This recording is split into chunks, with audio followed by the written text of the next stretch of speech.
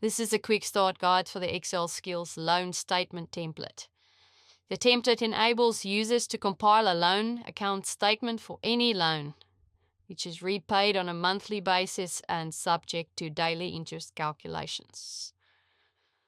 Okay, let's look at the transaction codes. There are 7 transaction codes that are included in a template, and these are the codes.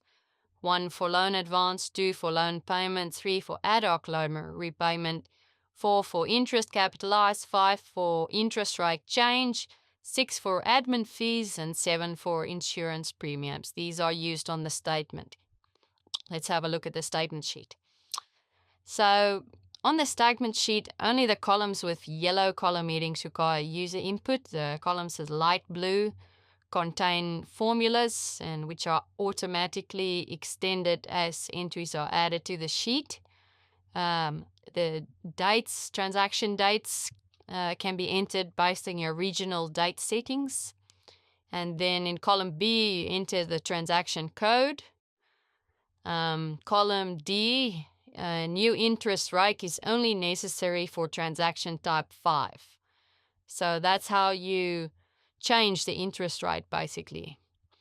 And then your transaction amount that is entered for all transactions except your interest rate change and your interest capitalization entry that has 0 values.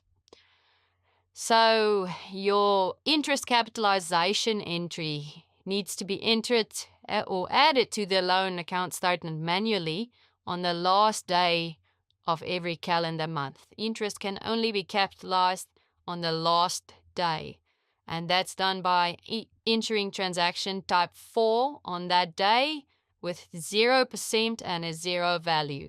It's in column F that it's calculated automatically. Okay, let's now review the summary sheet, which provides a summary of your loan account. So the summary sheet has the loan account movement from an opening balance in all your transaction types and a closing balance. So there's no user input required on this loan summary sheet. All you need to do is to extend your table by dragging the full handle in the bottom right corner down to include an additional month. You'll see the orange highlighting here is because there's no interest capitalization entry that has been included on the statement sheet for January 2020.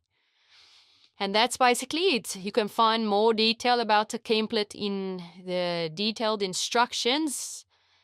And you can visit our support section of our YouTube channel for videos that we post based on user feedback.